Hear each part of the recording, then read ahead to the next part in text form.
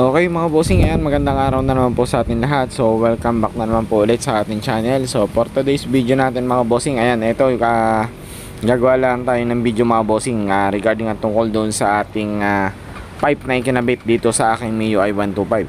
So sasagutin at gagawa ko lang ng video yung request ng ating subscriber na nag-message sa atin. Bakit daw hindi na natin in-upload yung ating video ng ating pag-review do sa ating pipe na nabili, kasi siguro balak niya rin bumili. So gusto niya madinig or malaman kung ano yung meron do sa pipe na ating binili. At ayun, gagawin niya natin na review. At samahan niyo ako mga bossing. Pauwi na ako nito. So pagdating natin sa bahay, ayan, so gawa natin ng video para mabigyan ko kayo ng insight para do sa pipe na ating kinabit. Okay, so ayan mga bossing, andito na tayo sa bahay. At ayan, ito, andito na, papakita ko na sa inyo at re-review na natin yung ating pipe na ikinabit natin dito sa ating MIUI 125. So bossing, ito na yung request mo para do sa review na itong ating napiling pipe. So medyo mahangin dito sa bahay, ayan, so hindi ko alam kung magkaka-apekto siya dito sa ating audio. So ito na lang, ito yung pipe na napili natin mga bossing. Ayan. So Sun Racing yung napili kong brand at pipe para dito sa ating MIUI 125. So kung mapapansin nyo naman, ito yung isa sa nagustuhan ko dito sa pipe na to. So para lang siyang stock. Ayan. So ang laki ng kanyang mismong kabuuan ng pipe.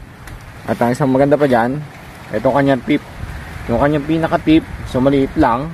Ayun, so halos sakto lang yung hintuturo ko sa butas ng kanyang tip. At isa pa, naka big elbow na rin siya. Ayan, so malaki yung elbow niya mga bossing, mataba. Ayan. So isa pa, straight pipe na siya, wala siyang putol. At bukod doon, so diba yung iba natin mga chicken pipe, so ayoko kasi ng tunog ng chicken pipe.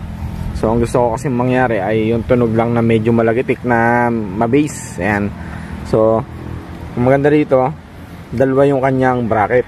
So isa dito sa baba, so meron pa rin siya dito sa ilalim. So parang stock lang talaga para hindi magkaroon ng vibration yung ating pipe. So yung bigat ng pipe na to, nung kinuha ko, siguro nasa around 4 to 5 kilos din. Mabigat siya pa mga bossing, mabigat. So maganda, meron din siya sariling heat cover. Okay, yung tunog naman niya, ayun, so papadinig ko muna sa inyo yung tunog niya nung una ko siyang makuha. Okay, so ito siya mga bossing.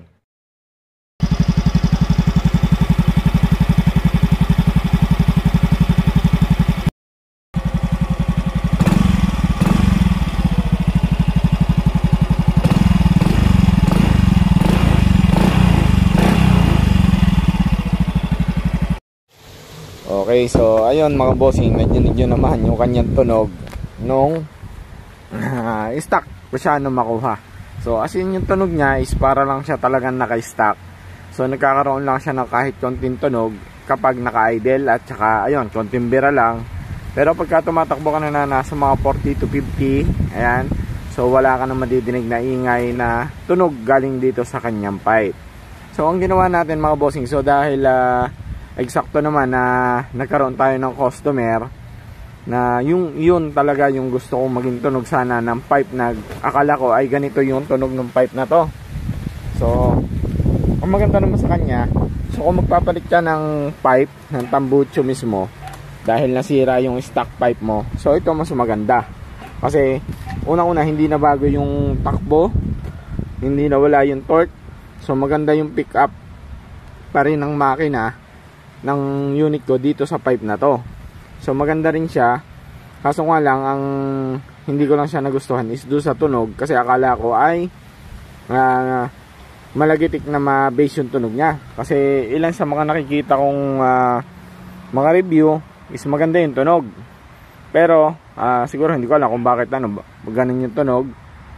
So ang ginawa ko, ayan, meron tayong naging customer, ito pakita ko sa inyo, na yun yung gustong gusto kong tunog. Okay,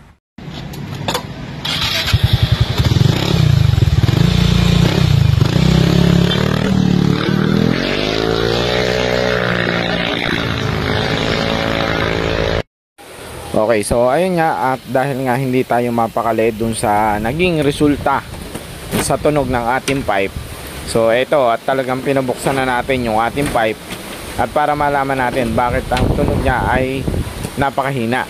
So pinubuksan na natin at dito natin nalaman na yung palang pipe na nabili natin ay sabi nga nung tropa natin is the same, halos the same lang siya ng stock pipe, dahil sa dami ng divider na nasa loob ng kanyang pipe ay tahimik talaga yung magiging resulta.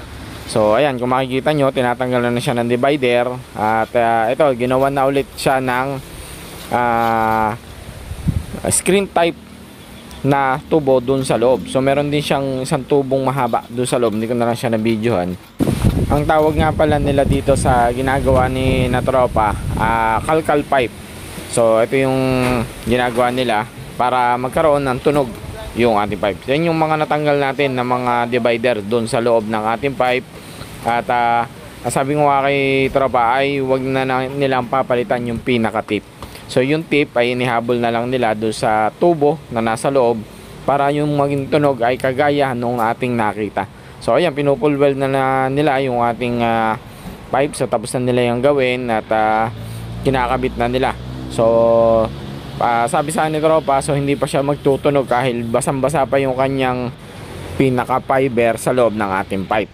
Okay mga bossing, so ayun ang history ng ating pipe at review natin dito sa ating Sun Racing pipe na nabili. Okay, so goods naman yan mga bossing. Kahit yung kanyang pinaka mismong pipe, kahit hindi siya pakalkal, kung ang hanap nyo lang talaga is mapaltan siya ng pipe dahil sira yung inyong standard pipe, so maganda rin siya kasi unang-una yung pinaka mounting niya, oh. So di ba napakaganda yung mounting niya, medyo nakaangat ng konti yung kanyang pipe. Yun yung isa sa nagustuhan ko dito sa pipe na to, kung bakit ito rin yung binili ko.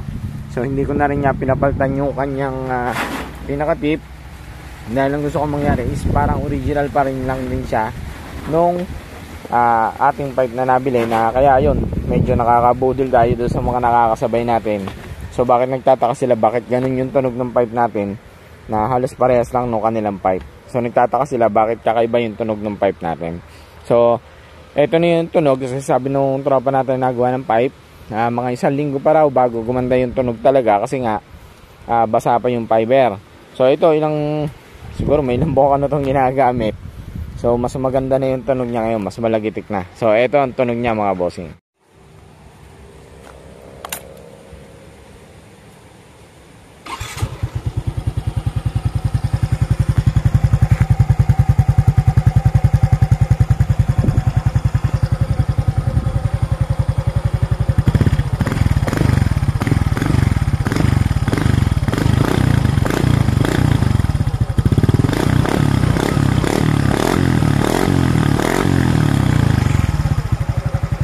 Gagawin? Wala lang.